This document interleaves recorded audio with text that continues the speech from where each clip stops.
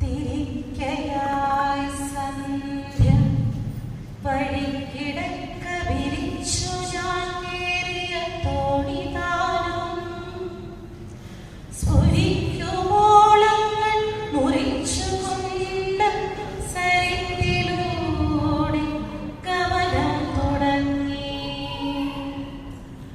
അങ്ങോട്ടും ഇങ്ങോട്ടും ഇരുട്ടിലോരോ കേവഞ്ചിയ സിന്ധുവിലെന്ന പോലെ അവ്യക്തമായിട്ടു കടന്നു പോയിക്കൊണ്ടിരുന്നു നാനാ നിലവൻ മനസ്സിൽ.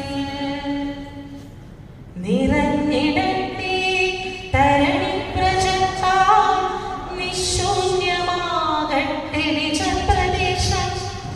രണ്ടും കടിക്കാതെ ഗമിച്ചു മുന്നോട്ട സംഘപോല നദി ശാന്തവൃത്യ സന്നാഹിയ